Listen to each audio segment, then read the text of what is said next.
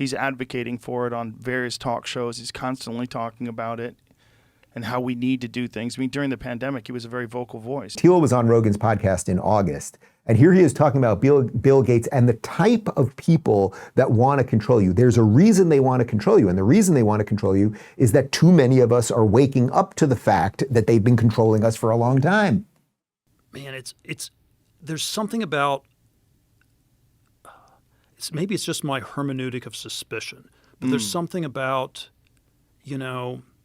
there's something about the virtue signaling and what does it mean? And I always think this is sort of a America versus Europe difference, where in America we're told that that philanthropy is something a good person does, and if you're a Rockefeller and you start giving away all your money, this is just what a good person does, and it shows how good you are. And then I think sort of the European intuition on it is something like, wow, that's only something a very evil person does.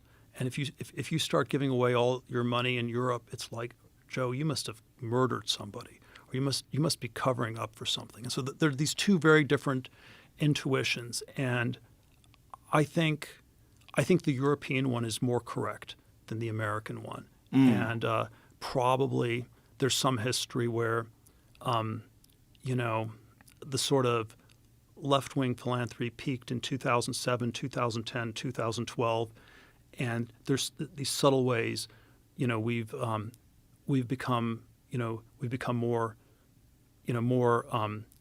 European in our sensibilities as a society, and so it has this very different valence from what it did 12 or 14 years ago. But it's all we ask all these questions like we're asking right now about Bill Gates, where it's like, okay, he was, it was like all the testimony in the Microsoft antitrust trial in the 90s, where he's cutting off the air supply, he wants to strangle people, and he's kind of a sociopathic guy, it seems.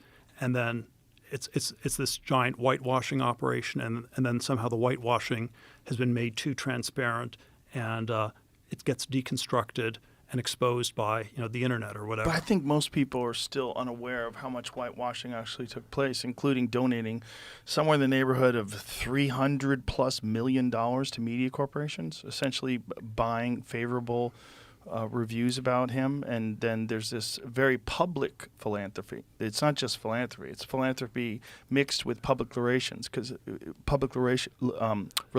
he's constantly doing interviews about it.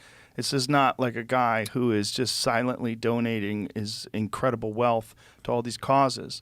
He's advocating for it on various talk shows. He's constantly talking about it and how we need to do things. I mean, during the pandemic, he was a very vocal voice. He was the guy telling us somehow or another, he became a public health expert, and no one questioned why we were taking public health advice from someone who has a financial interest in this one very particular remedy.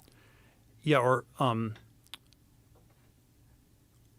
there are all these alternate versions I can give. So that's it, right? The whitewashing, the confusion, and the lies became too transparent. There were too many of us online that after years and years of CNN or the New York Times putting up stories where we suddenly, over time, because of the free internet that we've had, the roughly free internet, let's say for the last 20 some odd years, there were too many of us that were like, wait a minute, that video clip that they played on CNN, I just saw online, they took out the word not. They removed the next sentence. They completely changed the context.